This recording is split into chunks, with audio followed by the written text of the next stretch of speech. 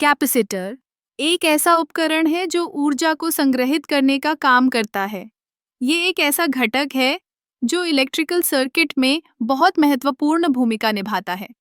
जब हम कैपेसिटर की बात करते हैं तो हमें सबसे पहले उसके सिद्धांतिक पहलुओं को समझना होगा।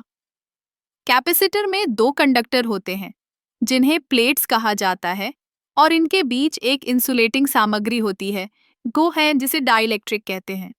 जब हम इन प्लेट्स के बीच वोल्टेज लगाते हैं तो इलेक्ट्रॉन्स एक प्लेट पर इकट्ठा हो जाते हैं जबकि दूसरी प्लेट पर सकारात्मक चार्ज बनता है। इस प्रक्रिया में ऊर्जा संग्रहित होती है।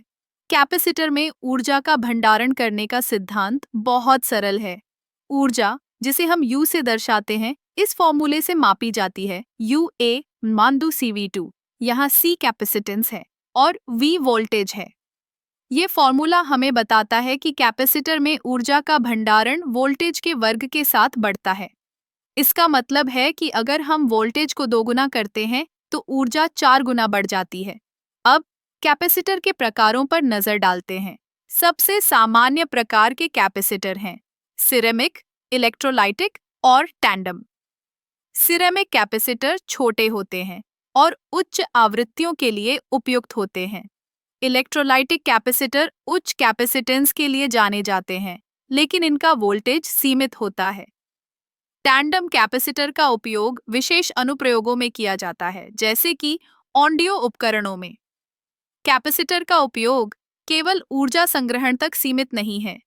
यह सर्किट में सिग्नल को फ़िल्टर करने, समय को नियंत्रित करने और यहाँ तक कि पावर फैक्टर को सुधारने में भी मदद करता है। जब हम किसी सर्किट में कैपेसिटर लगाते हैं तो यह सिग्नल की गुणवत्ता को बढ़ाता है और हमें स्थिरता प्रदान करता है। कैपेसिटर का एक और दिलचस्प पहलू है उसका चार्जिंग और डिस्चार्जिंग टाइम। जब हम कैपेसिटर को चार्ज करते हैं तो यह धीरे धीरे ऊर्जा को संग्रहित करता है, लेकिन जब हम इसे डिस्चार्ज करते हैं तो यह तुरंत ऊर्जा छोड़ता है। यह विशेषता इसे कई इलेक्ट्रॉनिक उपकरणों में महत्वपूर्ण बनाती है, जैसे कि कैमरा फ्लैश, जहां हमें तुरंत ऊर्जा की आवश्यकता होती है। इस तरह कैपेसिटर न केवल ऊर्जा संग्रहण का एक साधन है, बल्कि यह इलेक्ट्रॉनिक सर्किट के कई पहलुओं को नियंत्रित करने में भी मदद करता है। इसके सिद्धांतिक पहलुओं को समझना हमें न केवल इलेक्ट्रॉनिक्स में बेहतर बनाने में मदद करता है, बल्कि यह हमें तकनीकी दुनिया में और भी गहराई से जाने का अवसर देता है।